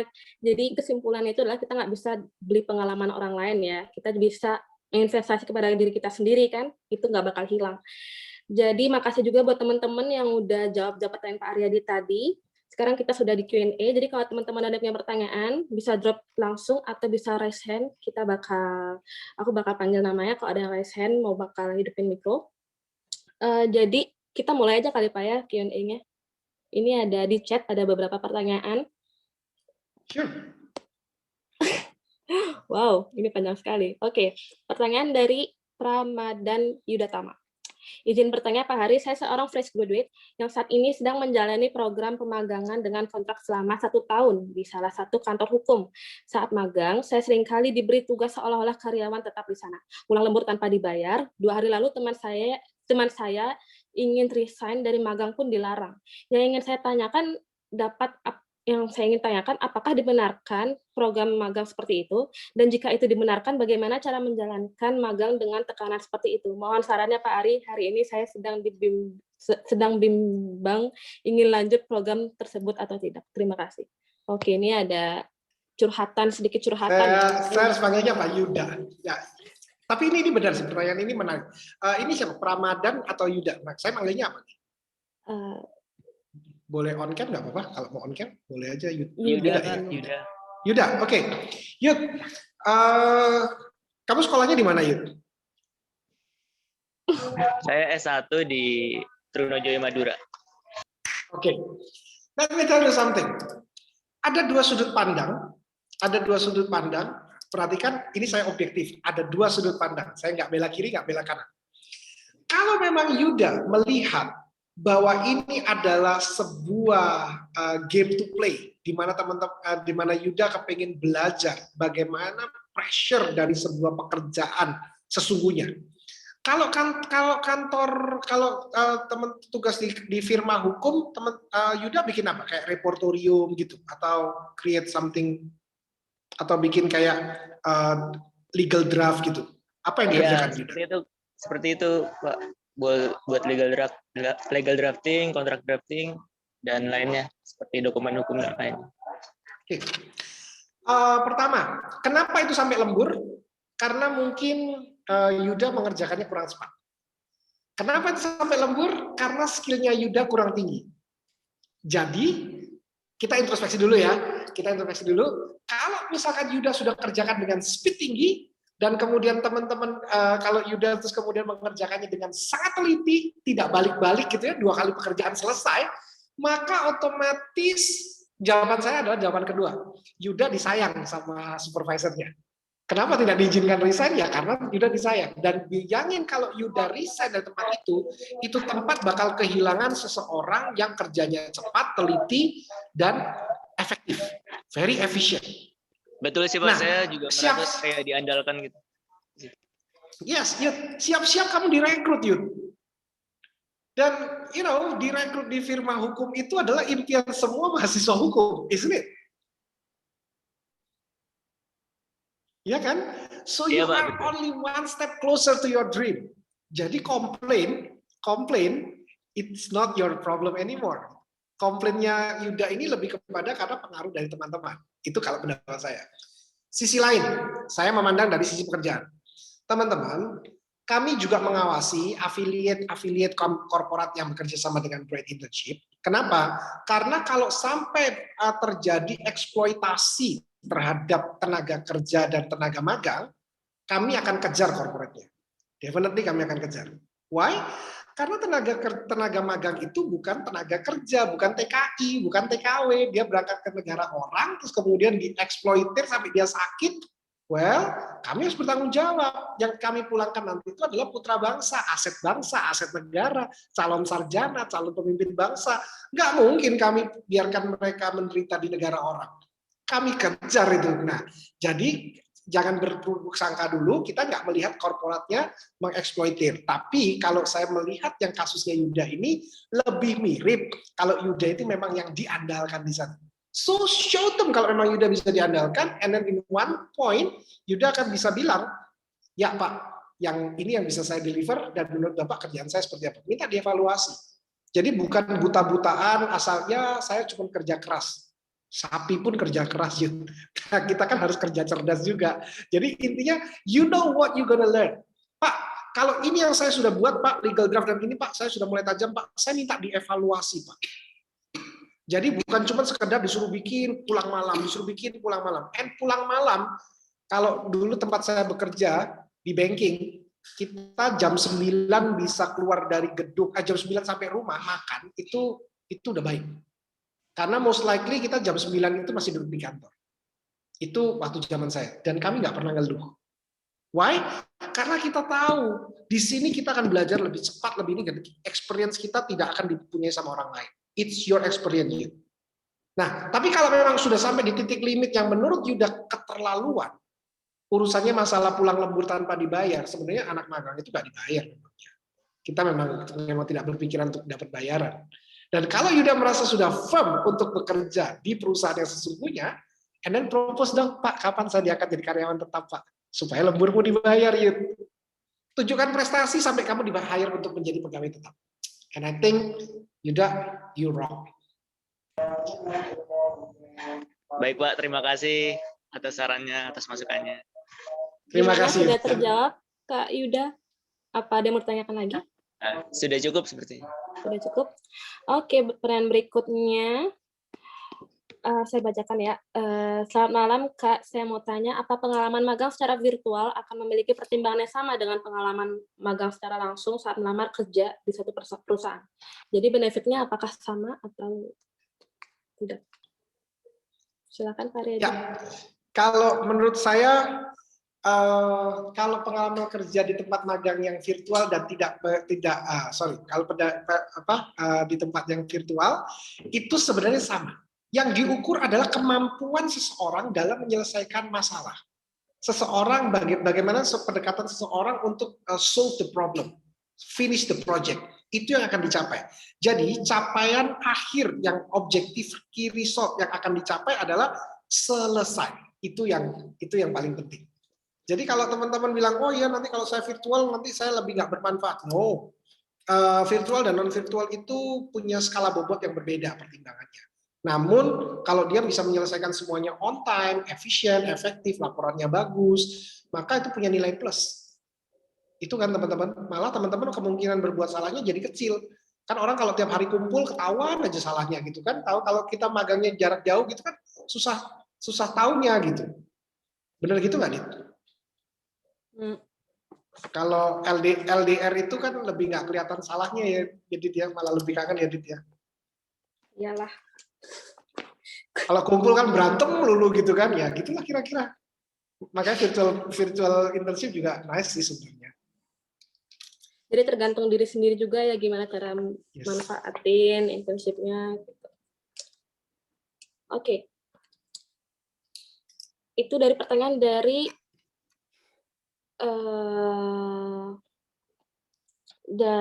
Kak Joyce. Gimana Kak Joyce, sudah terjawab atau belum?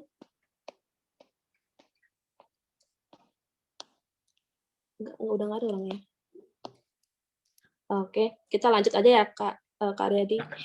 Oke, yang pertanyaan ketiga adalah selamat malam Pak, saya Eka Purwaningsih dari jurusan Ilmu Gizi. Izinkan saya ingin bertanya, saya menjalankan internship yang sesuai di bidang saya Pak. Apa bedanya internship virtual dan internship secara langsung ke perusahaan Pak? Lalu keuntungan internship virtual apakah sama dengan langsung Pak? Oke, pertanyaan sama kayak tadi ya Pak ya. Apakah ada yang mau jurusan gizi? Jurusan gizi. Eka, jurusan gizi. Jurusan gizi ini menarik. Kalau dia virtual internship, yang Eka akan kerjakan adalah laporan pustaka. Lebih kepada hasil lab, tapi Eka tidak pernah ada di lab. Kan kalau kita bicara masalah gizi itu kan most likely kan orang-orangnya akan ya kalau nggak ada di lab ya dia harus berhitung gitu, lebih ke arah studi pustaka. Dan kalau teman-teman bisa lakukan ini juga, well Eka sebenarnya nggak salah sih. Kalau misalkan teman-teman beda nggak dengan yang ini? Ya beda. Kalau teman-teman bisa ada di labnya mereka, bisa mengerjakan langsung, ya tentu teman-teman dapat experience yang berbeda. Tapi kalau dengan kondisi seperti sekarang, COVID-nya udah vaksin belum? Kalau Eka belum vaksin, ya virtual internship boleh juga dapat data, terus kemudian Eka yang bantu hitung, Eka yang carikan padanan atau makanan penggantinya atau menghitung kalorinya dan kemudian disubmit. Itu juga bisa. Lebih ke arah pustaka gitu. Beda apa enggak? Ya walaupun teman-teman ada di perusahaan juga teman-teman lakukan itu kan. Hitung juga kan. Ya, kayaknya mirip-mirip lah. Mirip-mirip. Experience-nya pasti beda ya, tapi nanti hasil akhirnya bakal mirip-mirip. Understanding-nya bakal mirip-mirip. Oke, ini ada pertanyaan yang tadi aku nggak baca. Mohon maaf banget buat Kak Amanda Pratiwi. Dari ke-skip aku nggak baca. Jadi, saya bacakan, saya izin bertanya kepada Pak Aryadi bahwa saya seorang sarjana hukum yang saat ini bingung mengenai pekerjaan yang saya inginkan, sesuai dengan pendidikan yang sudah saya tempuh. Namun mempertimbangkan saat ini, banyak posisi-posisi yang serba salah. Bila menjadi orang yang bersih, jujur, idealis sangat tidak fit di lapangan kerja, di lapangan karena tidak bisa dipakai atau dimanfaatkan dan memanfaatkan. Hal ini membuat saya ragu untuk tetap terjun ke dunia kerja yang sesuai dengan ilmu saya, ataukah belajar hal-hal baru untuk terjun ke dunia lain di luar dunia hukum saya.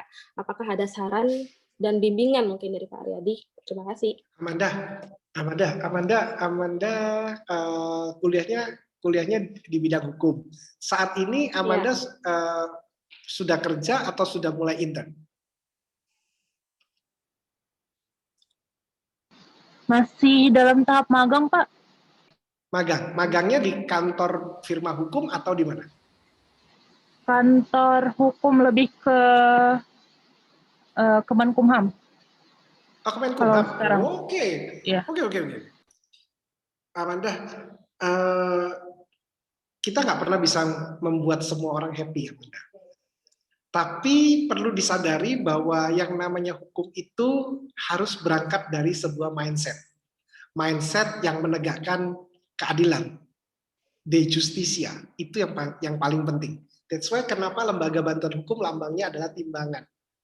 Dan kalau kita bicara masalah adil, ini susah ngomongnya. Teman-teman mau bicara masalah equality atau justice? Kalau equality, saya nih sama Dita, kalau ngomong equality, kalau saya makan 1 baget, Dita harus makan 1 baget. Kalau saya makan 2 baget, Dita harus makan 2 baget. Itu equality.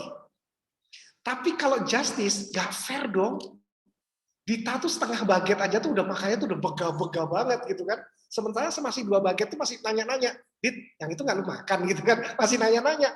Nah bagaimana kalau misalkan saya makan 2 dan Dita saya paksa suruh makan 2? Atau dibalik, Dita makan setengah, saya dipaksa makan setengah, saya harus selesai. That's why equality and justice never be the same. Itu nggak akan pernah fair. Itu yang menyebabkan kamu selalu masuk ke dalam masalah serba salah. Karena pertimbangannya nggak fair. So, balik lagi mengacu kepada mindset. Hukum itu ada untuk dipertimbangkan, untuk membawa keadilan. Barusan ini ada janda umur 72 tahun memenangkan gugatan lawan bank. Kalau kamu masih perhatikan. 72 tahun dia lawan bank, selesai banknya harus bayar.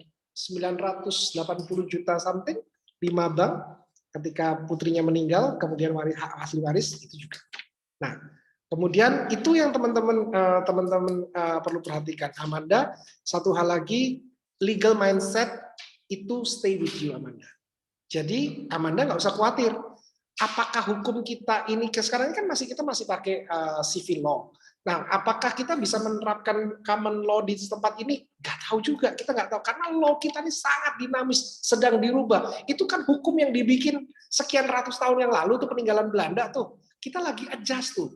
Nah, Amanda stay tune dengan hukum karena hukum di negeri ini juga sedang lagi digodok. Sabar ya, tunggu kabar dari Istana Presiden ya. Siapa tahu nanti kamu jadi asisten Kemenkumham. Iya Pak, baik, terima kasih. Oke, terima kasih Pak Aryadi. Sekarang lanjut, ada yang bertanya lagi, ini dari Stefani. Selamat malam Kak, saya ingin bertanya, apakah ada batasan umur untuk internship, baik itu virtual atau tidak? Karena seperti yang Kak Aryadi katakan tadi, internship itu seperti mencuri start dan tester. Selain itu, skill apa yang harus dimiliki oleh anak internship sehingga dapat dilirik oleh perusahaan? Saya agak bingung karena dunia internship seperti yang kakak tadi katakan itu dapat dijadikan untuk improve skill kita. Tetapi di sisi lain internship juga dimasukkan ke dalam dunia kerja trial. Itu aja Kak, terima kasih. Oke, mungkin bisa dijelaskan soft skill atau hard skill yang Bentar. Saya harus mencerna dulu kok. Saya jadi kacau di kalimat belakang. Oke. Karena seperti internship itu seperti mencuri start dan tester. Yes, it is, betul. Jadi orang lain belum punya pengalaman kerja, masih culture shock gitu kan, masih kebingungan. And then begitu kamu kerja, kamu kayak udah tahu nih dulu waktu internship saya pernah nih diginiin. Kalau di namanya dunia kerja tuh namanya disiplin ini, terus kemudian check log, absen, check in, check out tuh kita udah biasa. Oke. Jadi kayaknya udah nggak kaget dengan tidak ada culture shock waktu kerja. Oke, berarti itu curi start. Dan kemudian tester. Kalau waktu kita kerja dulu waktu internship nggak suka, berarti kita nggak akan ngelamar di pekerjaan yang serupa. Oke, berarti itu udah save time kan? Berarti kita udah mengerucutkan kita mau kerja apa jadi tahu. Selain itu skill apa yang harus dimiliki oleh anak internship sehingga dapat dilirik oleh perusahaan? Sekarang itu tidak seperti yang karena dunia internship tidak seperti yang kakak katakan. Stefani kayaknya waktu milih internship nggak lewat bright internship deh, makanya nggak ketemu sama company-company yang tadi saya katakan gitu, karena company nggak kita sort, kita nggak perhatiin gitu. Nah, oke. Intinya gini, waktu teman-teman melakukan internships, what you can bring out the best of you. Menurut saya, kalau Stefani bisa doing things faster, better, further, deeper, masa iya Stefani nggak dilirik sama perusahaan? Contoh, yang namanya anak internship disuruh ngerapiin data, terus kemudian disuruh susun report. Dia susun tuh dalam PowerPoint, penuh gambar, terus ada datanya, kayak gitu. Nah, kalau teman-teman sudah lakukan itu, maka yang terjadi adalah anak milenial yang bisa hias itu, yang tadi saya cerita. Dan terus kemudian anak-anak intern itu biasanya nih ya, kerjanya lebih punctual, lebih cepat, lebih rapi, dan tata keramanya jauh lebih sopan. Kenapa? Karena satu timnya mereka itu tua-tua. Ya sorry to say, anak intern itu kan pasti anak bawang gitu kan, anaknya masih kecil-kecil gitu, masuk kuliah gitu. Sementara yang bapak ini tuh udah di mejanya tuh ada jamu asam urat, ada pil penurun kolesterol. Nah sementara kamu kan masih segar tuh, mau kerja lembur juga nggak apa-apa kayak Yuda, tapi disuruh lembur-lembur. Kenapa? Karena seniornya udah pada kolesterol. Jam 5 tuh pundaknya udah berat gitu kan. Nah jadi so automatically kamu punya kelebihan yang lebih sudah. Satu, kemampuan daya kerjamu lebih tinggi. Dua, kamu akan deliver ini dalam estetika yang lebih baik. Of course lah, kalian nggak susun ini pakai garis-garis worksheet kan, kalian udah kerjakan pakai Excel kan, kalian ajarin mereka untuk pakai Google Sheet kan, kalian udah mulai komunikasi dengan way better dari mereka, dan otomatis mereka akan melihat ini, dia ngerjain sesulit ini, secantik ini, sebagus ini, laporan serapi ini, secepat ini, efisien banget ya kalau ada Stefani di sebelah saya ya. Dan of course ini pasti dilirik lah. Saya kalau ini Stefani akhir masa internshipnya selesai dan dia balik ke kampus, ini yang nyusunin laporan saya siapa? Ini Stefani nggak masuk 2 hari aja, itu laporan numpuk kayaknya saya udah nggak tahu harus bikin apa itu kayaknya. Karena selama ini begitu Stefani kerjakan, kayaknya everything is done properly. Itu yang menyebabkan akhirnya anak intern dilirik banget sama perusahaan. Not a chance. Mereka jadi tergantung kok sama anak intern. Itu kejadian di mana-mana, bukan cerita cuma di tempatnya Stefani aja. Itu kejadian di mana-mana. So kami terima banyak sekali cerita, saya ditawarin permanent hire. Pak, saya ditawarin job langsung. Pak, nanti saya waktu balik dari Indonesia, habis lulus, saya mau balik lagi ke Shanghai. Karena dia ditawarin pekerjaan di sini. Katanya company mereka yang di Vietnam itu mau buka cabang di Indonesia dan saya ditawarin untuk langsung masuk. Itu artinya begitu kamu lulus kamu diterima kerja. 0 waiting month. 0 bulan masa tunggu. Keren banget itu. Kampusnya bisa bisa ngikut ngetop. Jadi bilang, "Ya itu lulusan saya itu." Begitu lulus langsung diterima kerja. Tempat kerjanya di tempat magangnya. With better treatment. Udah pernah kerja kan sama Stefani? Otomatis dia akan treat Stefani seperti orang yang mereka sudah kenal. Bukan seperti orang baru yang, kamu ini dulu ya, saya mau lihat dulu. Nggak ada. Dia udah kenal kok Stefani siapa. Gitu. Nah, bingung karena dunia internship tidak seperti yang kakak katakan. Itu dapat dijadikan improve skill, tapi di sisi lain internship juga dimasukkan ke dalam dunia kerja trial. Yes. Jadi kalau teman-teman waktu teman-teman lihat yang tadi saya cerita ke Yuda, kalau Yuda bikin reportorium, enggak, kayaknya Yuda belum boleh bikin reportorium deh, kayaknya Yuda baru sampai legal draft sama kontrak draft gitu ya, kalau draft kontrak. Nah, dia bikin itu ya, karena dia bikin, meskipun dia bilang, aku nggak suka, bagian yang bikin legal draft ini aku nggak suka, misalkan Yuda ngomong gitu nih, tapi karena dia belajar rapiin, maka otomatis cara kerjanya Yuda ini makin hari makin cepat, makin efisien, makin dinamis, dan dia makin efektif. Itu yang terjadi. Skillnya improve. Tapi dia tahu, next time kalau saya kerja, saya nggak mau di bagian legal draft. Saya minta bagian yang lain. Bisa kan? Bisa. Why not? Dan ketika Yuda lulus, Yuda kalau mau jadi notaris, ya Yuda kan tinggal ambil kenotariatan. Setelah Yuda ambil kenotariatan, ya cari anak magang buat ngerjain legal draft-nya, Yud. Bukan kamu yang ngerjain legal draft-nya. Am I right? Tapi kamu udah tahu kerjanya anak legal draft itu gitu, drafting itu seperti itu gitu. Itu pembelajaran yang Yuda akan ambil. Oh oke, aku nggak suka nih pekerjaan ini. Tapi aku nih suka kalau hukum yang ribut-ribut, sengketa-sengketa tuh aku suka gitu. Tapi kalau bagian legal draft ini aku nggak happy. Tahu nggak kalau teman-teman hukum mau beracara, kalau teman-teman tidak menguasai konsep dari legal kontraknya, bisa kalah tuh di pengadilan. Jadi penting untuk menuliskan kata-kata tidak salah ini dengan rapi, teliti. Itu penting untuk jadi anak legal draft, itu penting. Tapi Yuda tahu, saya mau jadi notaris deh, saya mau jadi pengacara deh, saya nggak mau jadi anak yang bagian ini. Itu yang dimaksud sama Stefani. Oh itu toh yang dimaksudkan ke dalam improve skill.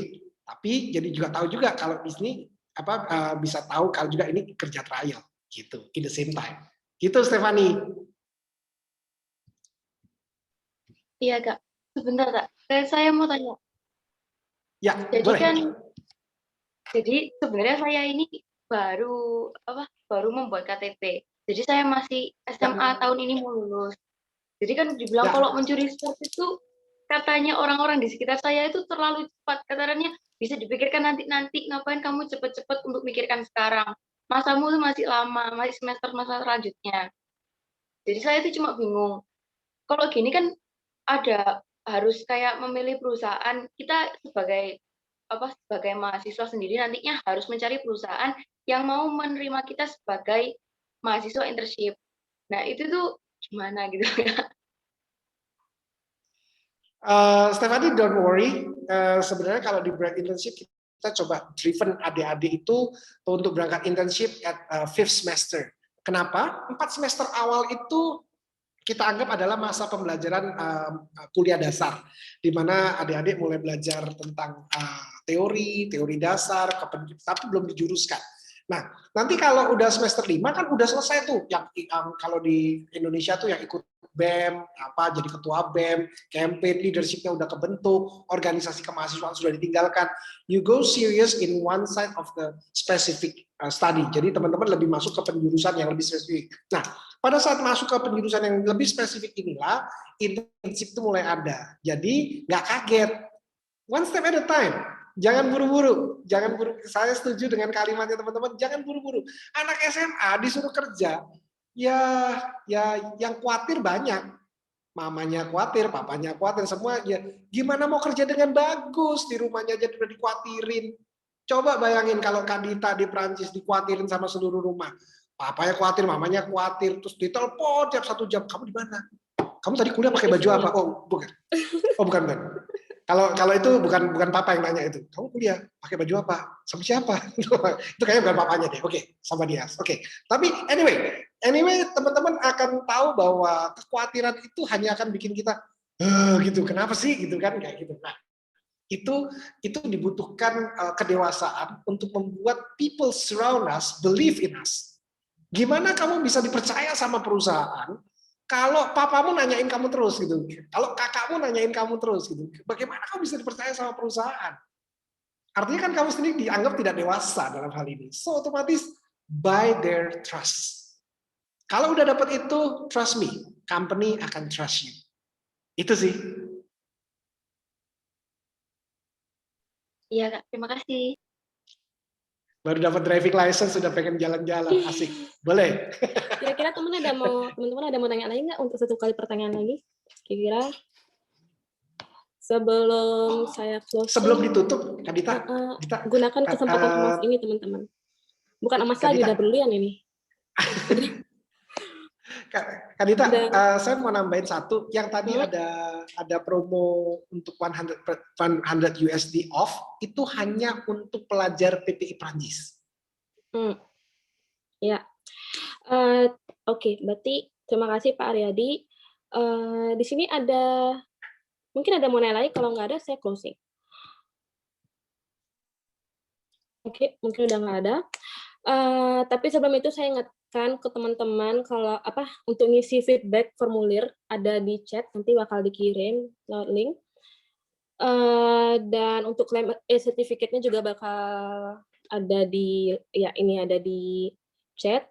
Dan kita akan melakukan sesi dokumentasi. Mungkin teman-teman ada yang mau hidupin kamera, mungkin jangan malu-malu untuk dokumentasi sekali. Oke. Terima kasih.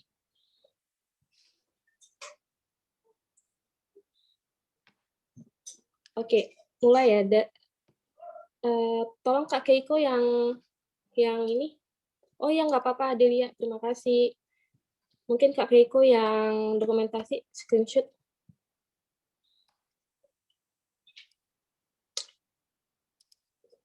Oke, hitung 1, 2, 3 ya Kak Keiko.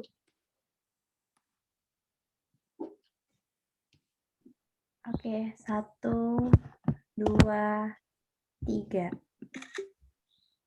Untuk yang kedua, 1, 2, 3. Oke, sekali lagi ya. Oke, terima kasih Kak Keiko. Jangan lupa diisi sertifikatnya ya teman-teman, kalau ini ada di chat. Dan penutup dari saya sangat terima kasih terhadap sebagai perwakilan PPI Perancis, saya terima kasih atas kolaborasinya sama Bright Internship, dan untuk tim teknis dari dua belah pihak dari Bright dan PPI Perancis, dan terima kasih sudah mengadakan webinar yang sangat inovatif dan edukatif. Dan tak lupa juga terima kasih kepada teman-teman partisipan yang sudah meluangkan waktunya untuk menghadiri webinar ini. Jadi di akhir kata saya terima kasih dan minta maaf jika ada kata-kata dari kami yang menyinggung atau menyakiti perasaan teman-teman. Dan selamat menjalankan ibadah puasa. Sampai jumpa di kesempatan berikutnya. Terima kasih. Jangan lupa diisi feedback dan absensinya teman-teman untuk klaim sertifikat. Ya. Terima kasih Kak Riyadi, Kak Dita. Terima kasih Terima kembali. kasih. Sehat-sehat Terima selalu kasih. teman-teman. Sehat-sehat selalu. Sama. Ya. Izin live ya. Iya. Ya. Teman-teman jaga kesehatan ya. Jaga-jaga kesehatan. Terima kasih Pak Riyadi, Kak Dita. Terima kasih Kak Terima Riyadi dan kasih Kak Vanessa. Dita. Terima kasih.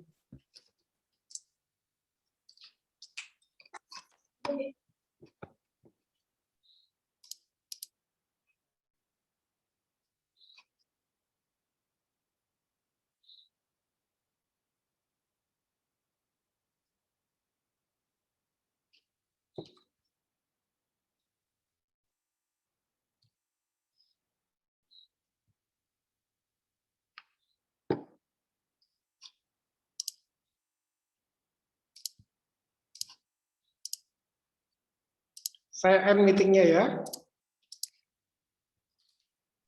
Baik Pak, terima kasih banyak sekali lagi Pak. Terima kasih Bright, Kak Keiko, Kak.